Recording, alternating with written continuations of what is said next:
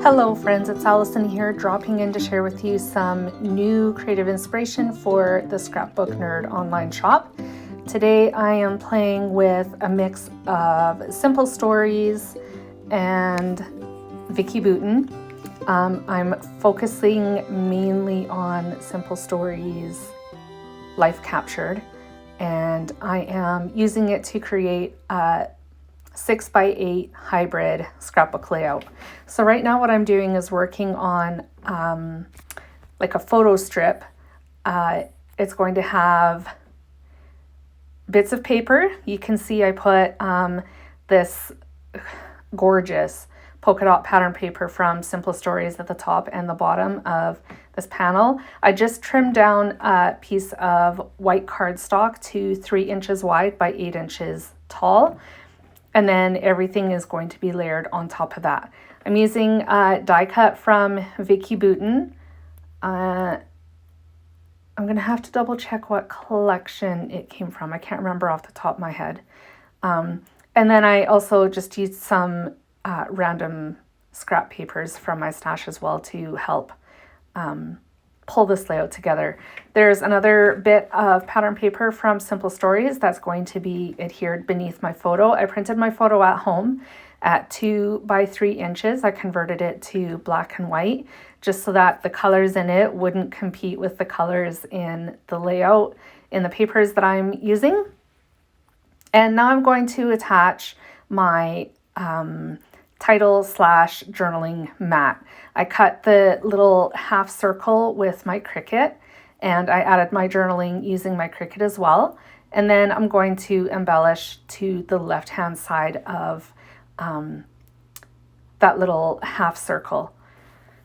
Before I do that though, I'm going to attach this panel to my layout base, which is pattern paper from Vicki Boutin as well. I think it's from Print Shop.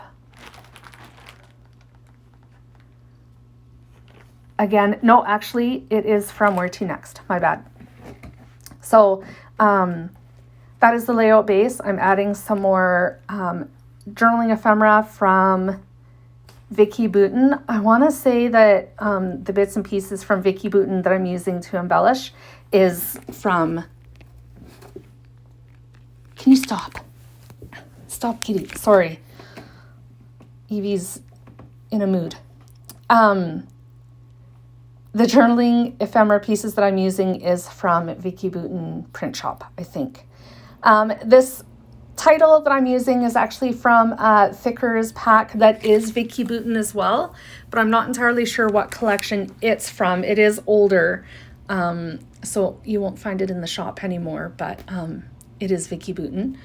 I'm adding a little puffy star to the top of my little binder clip there, and then above the photo where I have the torn notebook paper piece, there's going to be some embellishing there as well.